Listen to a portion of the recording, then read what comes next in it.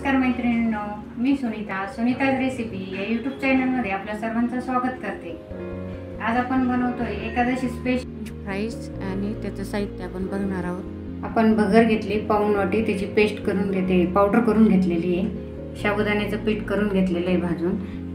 शेंगदाण्याचा कूट घेतलाय अर्धी वाटी, अर्धा लिंबू घेतलाय, 2 चमचे खोबरं किसून घेतलंय, चवीनुसार मीठ, 1 चमचा हिरवी मिरची पेस्ट घेतली, 2 बटाटे घेतले उकडून किसून।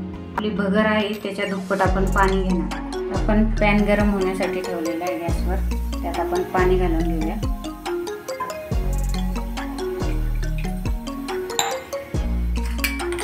चवीनुसार मीठ टाकून घेणार आहोत।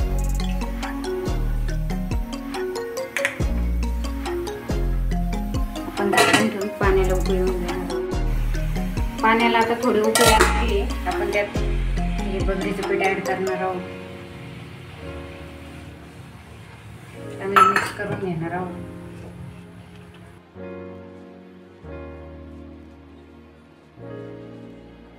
तुम्ही बघू शकता आपलं चांगलं मिक्स झालेलं आहे। आता आपण गॅस बंद करून घेतोय, हे थंड होईपर्यंत वाट बघू। एका भांड्यात काढून घेणार आहोत हे थंड होण्यासाठी।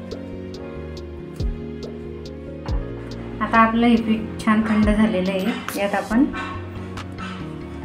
उकडलेला बटाटा घालणार आहोत,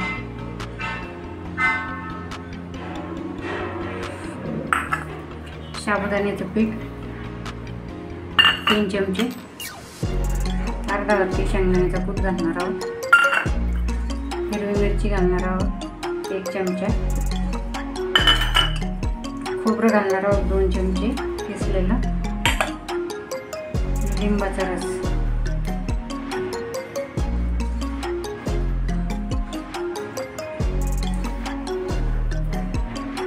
आता याला चांगलं मिक्स करून घेणार आहोत, मळून एक गोळा बनवून घेणार आहोत।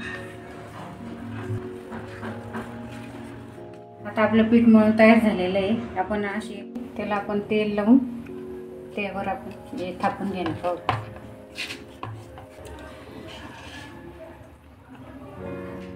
आता याला आपण फ्रेंच फ्राईज आपण कट करून घेणार आहोत। तुम्हाला पाहिजे त्या आकारात तुम्ही हे करू शकता।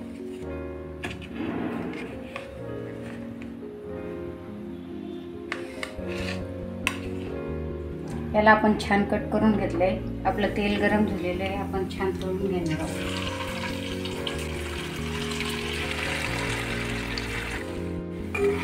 आपले फ्रेंच फ्राईज तयार झालेले आहे, आपण त्याला काढून घेणार आहोत।